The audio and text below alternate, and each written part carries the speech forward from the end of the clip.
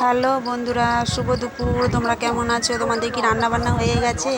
আমার ভাত হয়ে গেছে। দেখো, আজকে ডিমের তরকারি রান্না করব, আর উচ্ছে আলু ভাজা করব, আর একটু শুক্তো আছে, আর কিছু করব না।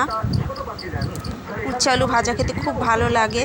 তা উচ্ছে আলু ভাজা আমার হয়ে গেছে। ডিমের তরকারি বসিয়ে দিয়েছি, ডিম ভাজছি। এই যে আলু কাটা রয়েছে।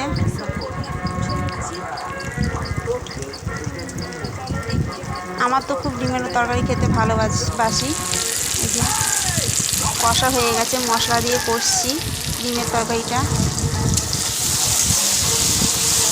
আজকে ভাবছি ডিমের তরকারিটা ধনেপাতা দিয়ে করব। তা জল ঢেলে দিয়েছি। ডিমের তরকারি এবার ফুটে গেছে, তা ধনেপাতা কুচিয়ে একটু দিয়ে দিলাম। গরম মশলা দিয়ে তো রোজই খাওয়া হয়, তা আজকে একটু ধনেপাতা দিয়ে দিলাম। ডিমগুলো এর মধ্যে এবার একটা একটা করে ছেড়ে দেবো। উচ্ছে আলু ভাজাও রেখে দিয়েছি। তা বন্ধুরা, আমার ভিডিও ভালো লাগলে লাইক, কমেন্ট, সাবস্ক্রাইব, শেয়ার করতে ভুলো না বন্ধুরা।